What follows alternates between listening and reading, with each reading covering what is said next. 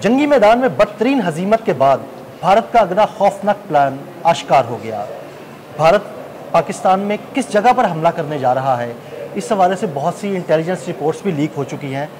इस बारे में बहुत सी मालूमात आमिर रज़ा साहब के पास है। आमिर रज़ा से जानते हैं। जी आमिर भाई, जंगी मैदान में तो हमने उनको धूल चटाई, लेकिन अब भारत अगला हमला पाकिस्तान में कहाँ करने जा रहा है? देखिए, भारत जो है इस वक्त जो जहनीत उसके ऊपर काबज़ है, भारत के ऊपर भी मैं कहता हूँ काबज़ है। वो हिंदुत्वा जो जहनीत है उसका अगर इस तरह से वार नहीं चला तो कभी वो पानी का बहाना करता है।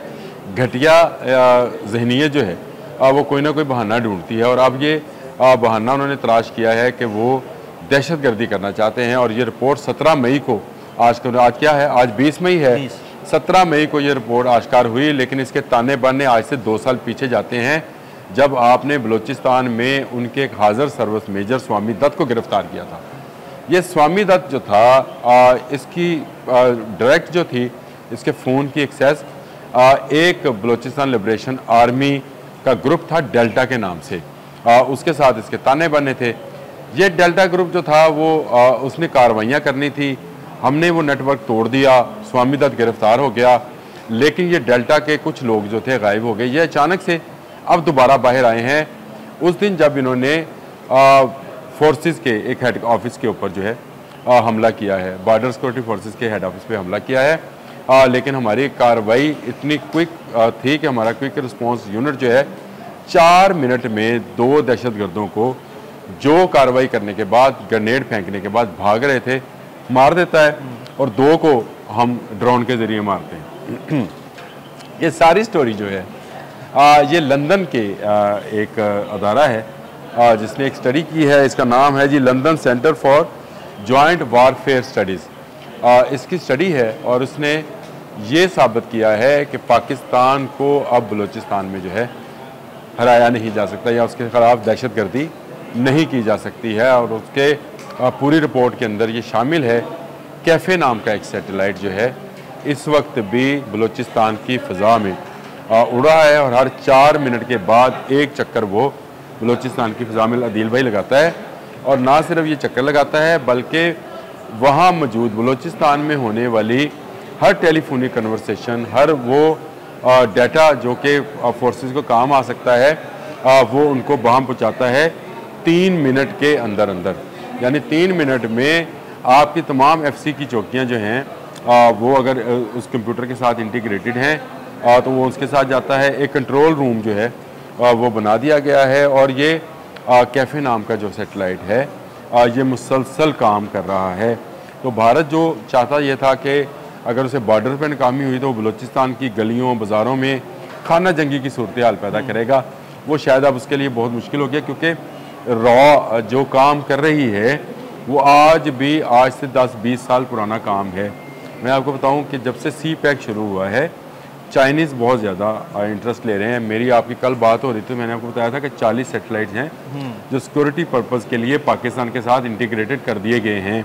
पाकिस्तान को बैरूनी तौर पर चाहे अस्करी तौर पर जारहियत का सामना हो, आबी तौर पर जारहियत का सामना हो, या पाकिस्तान के अंदर मौजूद दहशतगर्द एलिमेंट्स जो हैं उनके खात्मे का मामला हो, तो ये सैटेलाइट्स और इनका तमाम कंट्रोल जो है वो पाकिस्तानी इदारों को दे दिया गया है। ये बहुत बड़ी पेशरफ्त है इस हवाले से कि लोगों का ख्याल ये है कि बलूचिस्तान शायद पाकिस्तान से अलहदा होना चाहता है। ऐसी कोई सूरत हाल नहीं है। वहाँ BLA है, BRA है, मुख्तलिफ 4-5-7 तंजीमें हैं जिनके मतलब हमारे आर्मी चीफ हाफिज़ सईद आसिम मुनीर ने भी कहा था कि ये 1500-2000 लोग जो हैं ये बलूचिस्तान को पाकिस्तान से अलहदा नहीं कर सकते हैं, और पाकिस्तान हमेशा जिंदाबाद है। तो ये जितनी भी हमारी इस वक्त कार्रवाइयाँ हैं वो दहशतगर्दों के ख़िलाफ़ जारी हैं। कल भी हमने 12 दहशतगर्द जो हैं बलूचिस्तान में हलाक किए हैं, और उनका भी उनकी जो इन्फॉर्मेशन है वो हमें सेटेलाइट के ज़रिए ही मिली थी। यानी अब हम सेटेलाइट के ज़रिए इन चूहों को ढूंढ रहे हैं जो पाकिस्तान के अमन को कुतर रहे थे अपने दांतों के साथ। और ये सेटेलाइट जो है हर 4 मिनट के बाद बलूचिस्तान के ऊपर सफ़र करता है, और जहाँ जहाँ ये चूहे छुप कर बैठे हैं, ये सांप जिन जिन बिलों में बैठे हैं, उन बिलों को ढूंढा जाएगा और मारा जाएगा। बलूचिस्तान पाकिस्तान है और पाकिस्तान बलूचिस्तान है, ये याद रखिएगा। बलूचिस्तान कोई अलग मैं समझता हूँ सूबा नहीं है, पाकिस्तान का 60% तो बलूचिस्तान है। बिल्कुल बिल्कुल। तो पाकिस्तान और बलूचिस्तान एक हैं और इस सब की हिफाजत जो है वो हमारी सबकी जिम्मेदारी है। आपके इर्द गिर्द भी आप लोगों के ख्याल रखें, अगर आपके इर्द गिर्द भी कोई ऐसे मुश्तबा अफराद हैं तो ज़रूर इसकी इत्तला करें। पाकिस्तान की इंटेलिजेंस एजेंसियाँ अपना काम सही तरीके से कर रही हैं, तो इसीलिए बलूचिस्तान में अब आपको अमन होता नज़र आता है। कुलभूषण यादव वहाँ से पकड़ा गया, स्वामी दत्त वहाँ से पकड़ा गया, और भी लोग हैं जो पकड़े जाने हैं। और ये सब वो लोग जो आपको नज़र तो पाकिस्तानी आते हैं लेकिन वो रॉ के फंडेड हैं, और ये रॉ फंडेड जितनी तंजीमें हैं इनके कलाकुमा करने का वक्त आ गया है।